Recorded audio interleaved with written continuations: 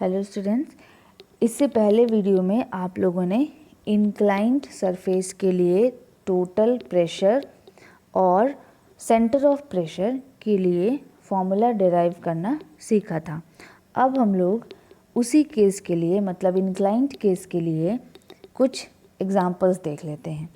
तो देखिए, जो केस आपके सामने है इसमें दिख रहा है रेक्टेंगुलर प्लेन सरफेस है of 2 meter wide and 3 meter deep lies in water in such a way that its plane makes an angle of 30 degree with the free surface of water. Determine the total pressure and position of center of pressure when the upper edge is 4.5 metre below the free surface। जो आपको question दिया गया है उस question का देखिए, ये एक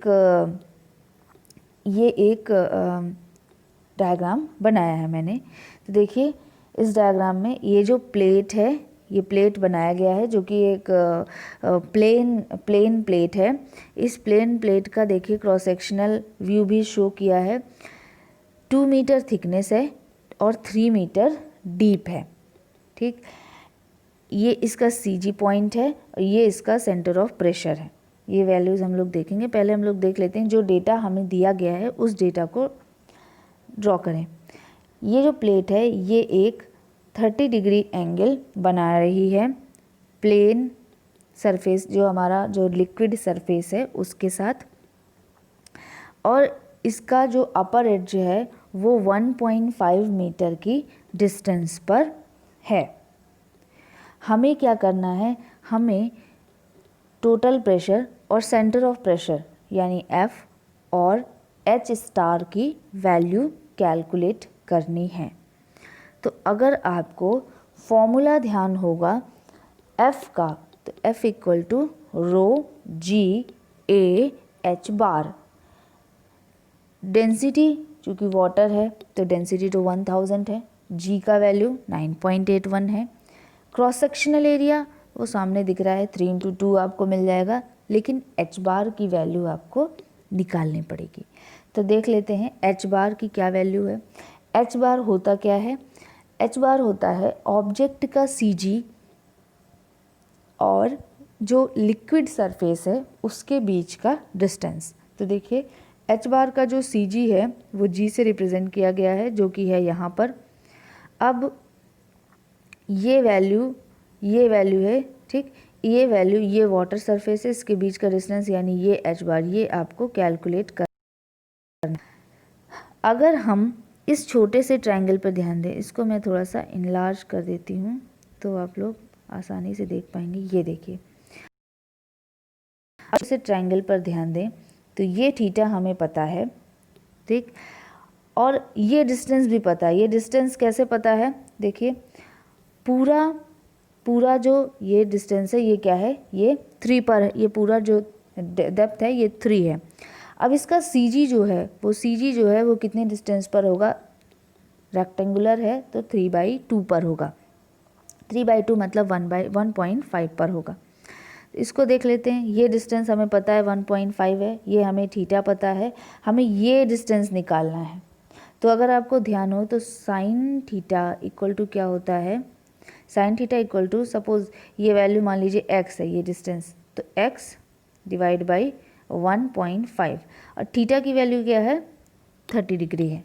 जब 30 डिग्री है तो इस x का जो वैल्यू है वो हम निकाल पाएंगे। तो देखिए, हमने ये अलग से इसको सॉल्व किया है। Sine 30 degree equal to x upon 1.5, x equal to हो जाएगा क्या, 1.5 मल्टीप्लाइड बाई साइन 30।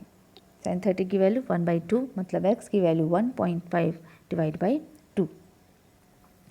तो H स्टार की क्या वैल्यू होगी, फिर से इसको थोड़ा सा इनलार्ज व्यू देखते हैं हम लोग। तो देखिए, H बार क्या है, ये डिस्टेंस है, यहाँ से यहाँ तक की डिस्टेंस क्या है, 1.5 है, और ये जो x एक्स्ट्रा है, अगर हम इन दोनों को समेशन कर दें तो हमें H बार मिल जाएगा।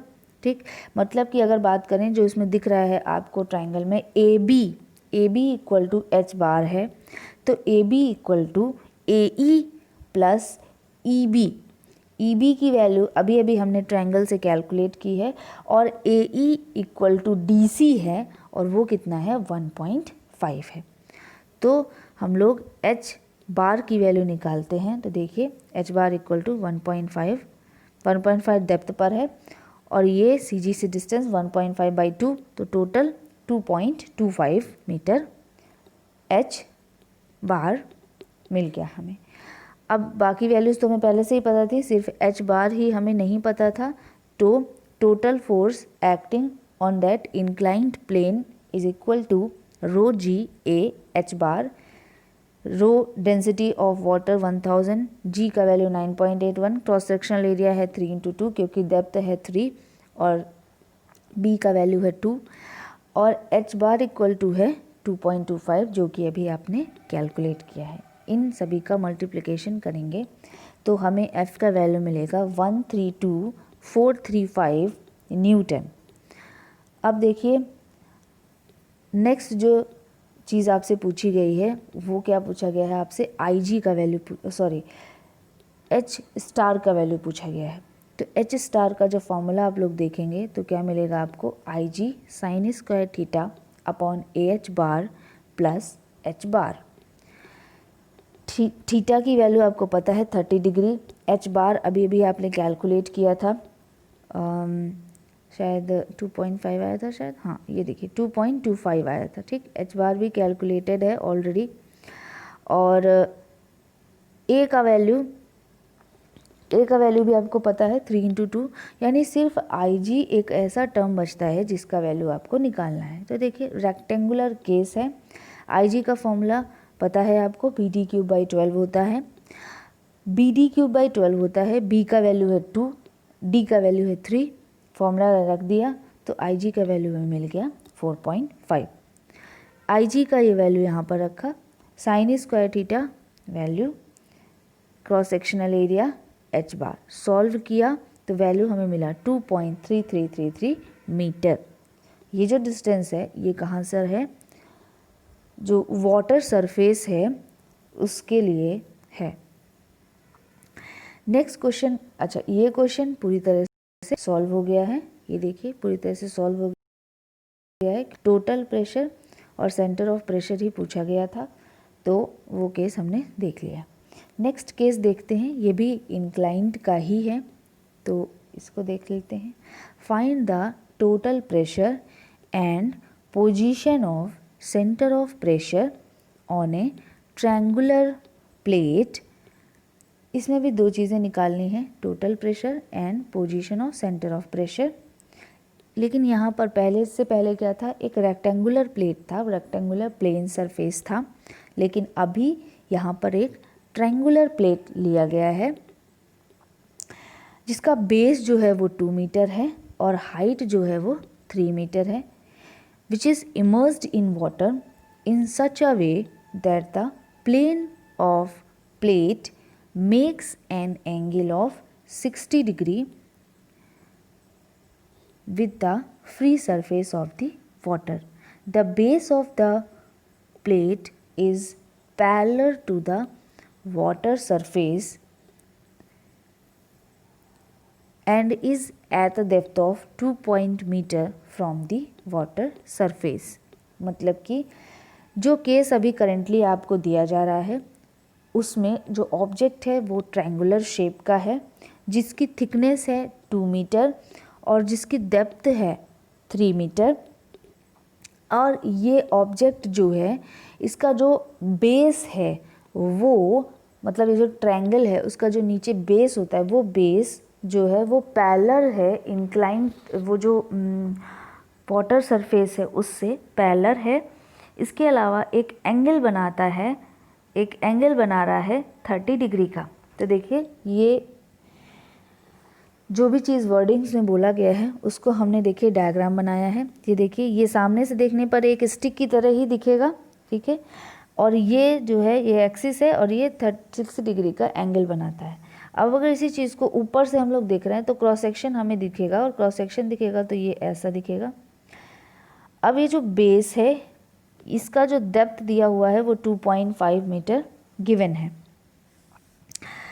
आपसे पूछा क्या गया है, आपसे पूछा गया है टोटल प्रेशर फोर्स कितना है, इसके अलावा सेंटर ऑफ प्रेशर कितना डिस्टेंस पर है। तो सबसे पहले हम लोग ध्यान देते हैं टोटल प्रेशर के लिए। तो टोटल प्रेशर यानी F इक्वल टू फॉर्मूला क्या हो जाएगा, rho G A H bar. Rho density of water use होगा क्योंकि यहाँ पर वाटर यूज़ किया गया है, वाटर में इमर्स्ड है ये सरफेस, तो रो मतलब 1000, जी मतलब 9.81, ए मतलब cross sectional area, cross sectional area इस ट्राइंगल का क्रॉस सेक्शनल एरिया यूज़ होगा 1/2 इंटू बेस इंटू हाइट, मतलब कि 1/2 into 2 into 3 equal to 3 metre square. H bar के लिए हमें थोड़ा सा इस ट्राइंगल पर ध्यान देना होगा। अब देखिए एच बार जो है वो यहाँ से लेकर यहाँ तक की डिस्टेंस है, ये डिस्टेंस यहाँ से लेकर यहाँ तक की डिस्टेंस है, जिसमें से यहाँ से लेकर यहाँ तक की जो डिस्टेंस है ये 2.5 है, ये हमें पता है।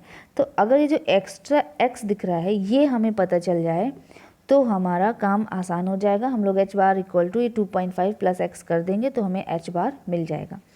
अब ये जो x है इस x को डिराइव करने के लिए देखिए हमने ये अलग से बना भी दिया है, ये ट्रायंगल अलग से बना हुआ है। इस ट्रायंगल में जो थीटा है वो 60 डिग्री है और ये जो वैल्यू है वो x है। अच्छा ये एक्स्ट्रा जो वैल्यू हमने लिखी ये हमें पता है, वो कैसे पता है, ये देखिए ये पूरा ऑब्जेक्ट का जो डेप्थ है वो 3 है और ये एक ट्रायंगल शेप का है। जब ट्रायंगल शेप है तो इसका जो CG होता है, ट्रायंगल शेप का जो CG होता है वो आपका बेस की साइड से h/3 पर होता है, ये आपको पता है। तो ये जो CG है यहाँ से यहाँ की जो डिस्टेंस है वो 3/3 है, ये मतलब 1 है। तो यही डिस्टेंस ये है मतलब 1। तो देखिए ये डिस्टेंस है 1, ये x हमें पता करना है और ये थीटा हमें पता है। तो sign 60 degree equal to x/1, मतलब x की वैल्यू क्या हो गई 1 इंटू साइन 60 डिग्री मतलब √3/2। x की वैल्यू हमें पता चल गई √3/2। तो h, ये देखिए h स्टार की वैल्यू क्या हो जाएगी 2.5 प्लस √3/2। सॉल्व करने पर वैल्यू हमें मिला क्या 3.366 metre. Cross sectional area A equal to 3 metre square है। तो हम लोग फॉर्मूला लगाते हैं टोटल प्रेशर के लिए, rho G A H bar, density 1000, water है, G acceleration due to gravity 9.81, A है 3 और एच बार इक्वल टू 3.366, ये कैलकुलेट हुआ है। इसको हम लोग कैलकुलेट करेंगे तो वैल्यू हमें मिलेगी क्या टोटल प्रेशर की 99061.38 न्यूटन। यहाँ से आधा क्वेश्चन तो सॉल्व हो गया। नेक्स्ट चीज़ जो आपके क्वेश्चन में पूछी गई थी वो एच स्टार की वैल्यू पूछी गई थी। इंक्लाइंड केस है, एच स्टार के लिए फॉर्मूला जो आपको लगाना है इसमें वो क्या होगा, H star equal to I G sine square theta upon A H bar plus H bar. तो आई जी का वैल्यू हमें नहीं पता है, ए का वैल्यू हमें पता है, एच बार का वैल्यू हमें पता है, एच बार का वैल्यू पता है, साइन स्क्वायर थीटा का भी वैल्यू हमें पता है। तो आई जी का वैल्यू कैलकुलेट करते हैं। अब चूंकि एक ट्रायंगुलर शेप है इसलिए जो आई जी होगा वो क्या होगा BH³/36 होगा। फॉर्मूला ये फिक्स्ड होता है।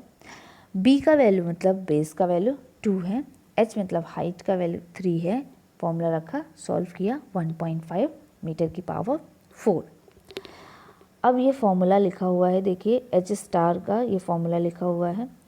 आई जी का वैल्यू अभी भी कैलकुलेट किया 1.5 आया, थीटा इक्वल टू 60 डिग्री था, क्रॉस सेक्शनल एरिया 3 अभी थोड़ी देर पहले कैलकुलेट हुआ है, H bar equal to 3.366, H bar 3.366।